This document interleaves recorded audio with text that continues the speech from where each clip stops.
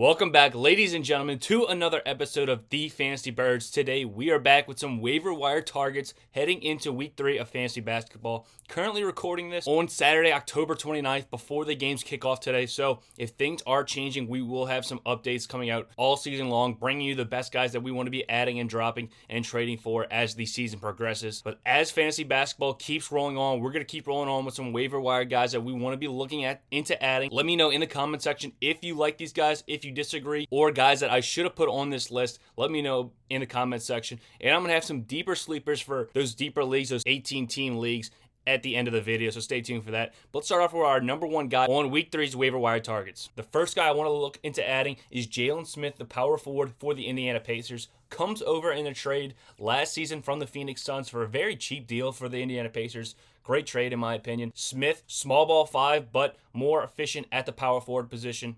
And he's had some really solid numbers, even with Miles Turner coming back. Obviously, with Miles Turner missing time, Smith's going to get a boost in his usage. But even with Turner, we still see that Jalen Smith's able to produce some pretty solid fantasy numbers. Definitely more valuable in points leagues than category leagues, as he's not doing anything in the assist or steals category. But from a strictly points and rebound standpoint, Jalen Smith's about as good as he gets on the waiver wire. Pretty much a 15 and 10 guy on a nightly basis. Even with Turner coming back and having that huge game, Smith's still able to get his minutes and get his production on the board. While most of his value does come in his points and rebounds, does have the ability to stretch the floor and knock down some three-pointers. So that's pretty valuable for Smith. And with Miles Turner on the trade block each and every season, it seems, hasn't been able to get a deal done, but we don't know how long he's going to be on this Pacers team. Really great player if Indiana decides to retain him. But if for any reason Miles Turner is to be shipped out of the Pacers organization, I really like Jalen Smith going forward. So definitely got some handcuff appeal with Turner potentially getting shipped out at some point. But even with Turner healthy, I mean, we've still seen Smith able to clean the glass at a remarkable pace.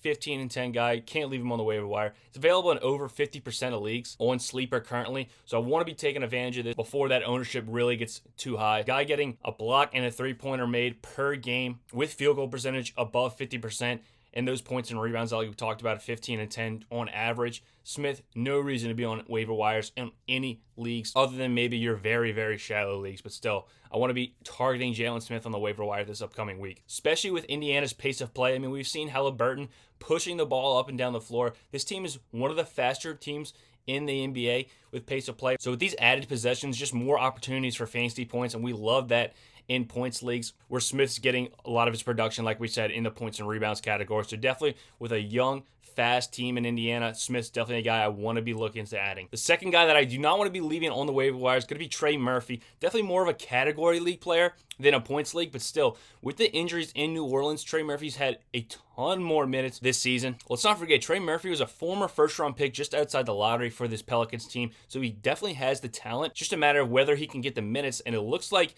the way that he's been playing this year, he's one of their best players, honestly, outside of Brandon Ingram and Zion and CJ. He's right up there with Herb Jones. What he can do defensively, not as great as Herb Jones, but the three-pointers is where Trey Murphy's really going to make his money in this league. Currently, as we checked earlier today, Trey Murphy hitting 16 of 26 three-pointer made on the season, if I check the stats correctly. Just around 60%, which is incredible numbers for Murphy. Obviously not sustainable unless he's going to be the best three-point shooter of all time this season. So we don't expect those numbers to stay consistent. But still, we can't imagine him dropping below 40% three, as Murphy profiled to be that 3-and-D guy coming out of college and why he was drafted in the first round for this Pelicans team. Definitely getting some more minutes with the Jackson Hayes injury, with Brandon Ingram, Zion, and Herb Jones all missing the last 2 games. But when you're shooting upwards of 50% from the three-point arc and playing great defense like Murphy does, you're going to get minutes. The last 3 games, he's been upwards of 33 minutes a night due to those injuries, so that's going to regress to probably around 26 to 27 minutes as the season goes on. But it's going to be hard for Willie Green not to keep Trey Murphy on the court, given that three-point ability and that defense like we talked about, especially when your front court in New Orleans has some pretty significant defensive deficiencies, with Jonas Valanciunas and Zion be 2 of the probably worst defenders in the front court. Obviously, Valanciunas' minutes are going to vary on a night-to-night basis. He's very matchup dependent, can't really play any defense in the pick and roll, pretty much exposed by any great point guard and center combination in that pick and roll and pick and pop situation. We saw it in the Utah game where Larry Markkinen, Jordan Clarkson, and Kelly Olynyk were feasting on Valanciunas, had to yank him out of the game. This is gonna give Trey Murphy and Jackson Hayes, those more athletic and flexible defenders, more minutes on the floor, especially when you're knocking down threes at the clip that Murphy is right now. Should see some pretty solid usage the rest of the way. Last 3 games, right around 18 points and 6 rebounds. Continue that with a very high three-point percentage. He's gonna be a really good player in category leagues. Definitely somebody we don't want to be leaving on the waiver wire, giving those percentages that he's currently sitting at right now. Available in almost 70% of sleeper leagues. Next guy is going to be Tre Mann, the guard for the Oklahoma City Thunder. He's been pretty effective in Giddey's absence as well. I mean, 15 points, 3 rebounds, 3 assists to go along with the steal per game. Pretty solid numbers for Tre Mann as long as he's going to get minutes in that OKC rotation. Obviously, the Thunder are rotating a lot of players in, getting young guys some minutes to see what they have as they continue to rebuild that franchise and look to get a very high lottery pick. But as long as Tre Mann, probably one of their best players currently with Giddey out especially, is a streaming target going forward. Keep an eye on Giddey's injury, which we don't really have an update on how long he's going to be out for. No real reason to rush Giddey back given the current state of the Thunder team.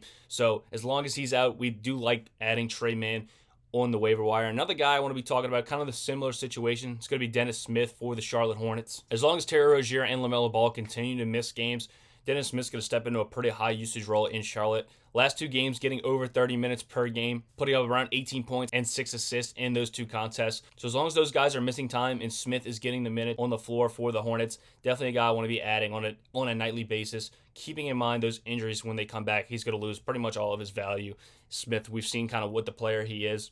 So without this extended run on the floor, there's not going to be much value. But in the meantime, I would be looking to add Dennis Smith for the Charlotte Hornets. Next guy on our list is going to be Jared Vanderbilt, the forward for the Utah Jazz. Not available in as many leagues as these other guys, but I wanted to put him on the list just because in category leagues, he has a ton of value. Probably the best defensive player on this Jazz team. Not many defensive players left. I mean, you're looking at guys like Jordan Clarkson, Mike Conley, Larry Markkinen, Kelly Olynyk, pretty bad defenders across the board. So he kind of plays that center field role for this Jazz team in the paint. First couple games, he put up a lot of steals, really good numbers in category leagues. Kind of tailed off at the end, the last couple of games, but I would be looking at adding him. His minutes have been fluctuating pretty significantly, which is pretty concerning for Vanderbilt going forward, but I don't want to leave him on the waiver wire just because how good of a defender and those steals and actually rebound numbers he's going to be able to put forward with a big man like Kelly Olynyk, not a great rebounder, and Larry Markkinen playing on the outside a lot. So Vanderbilt would be a guy I want to be looking into adding, but I would not mind dropping Vanderbilt if the minutes continue to fluctuate as they have been the last couple of games, but not a guy I want to be leaving on the wire as of right now. Obviously, there's a lot of volume to go around in Utah with Mike Conley and Jordan Clarkson being one of the best adds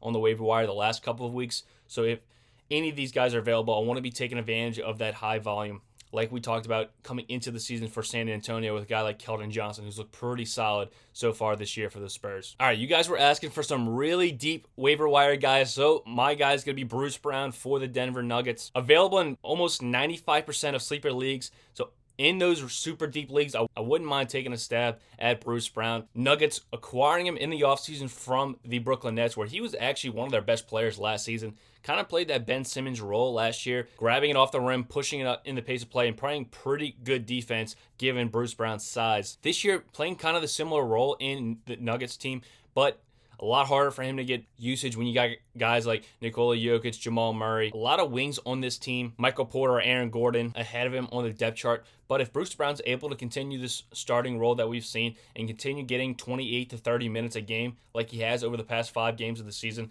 Brown's a guy I love adding, pretty much sprinkling in a little bit in every statistic. Decent points, rebounds, assists, pretty good steal numbers as well. So if you're desperate on the wire in these really deep leagues, Bruce Brown also has some pretty solid nightly upside with Michael Porter. Looks like resting his back from time to time to keep him fresh the entire year. We know he's had some lingering back issues. So Bruce Brown on a nightly basis when Porter misses, definitely a guy I love starting as a stream target. But even on a regular basis, Bruce Brown in those deeper leagues, would not mind adding him, given how consistent he's going to be in a lot of categories for you.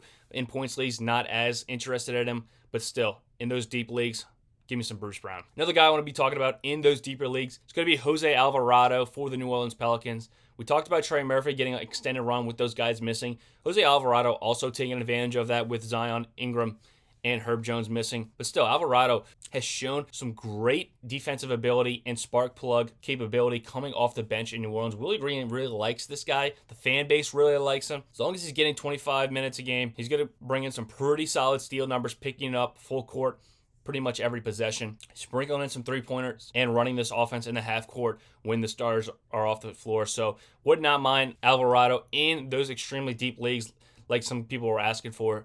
But those are our 5 waiver wire targets heading into week 3 of fantasy basketball. We started with Jalen Smith, Trey Murphy, Tre Mann, added Dennis Smith while Terry Rozier and LaMelo Ball continue to miss games, Jared Vanderbilt, and ended with Bruce Brown and Jose Alvarado in those deep formats. But we thank you guys for watching. Let me know in the comment section what you think about these players. Even if you disagree, I love hearing you guys' opinion. I know I'm going to be wrong a lot of the time here, but I love hearing you guys' opinions. Let me know what y'all think. Thank you for watching. We'll see you guys next week with another episode of the Fantasy Birds.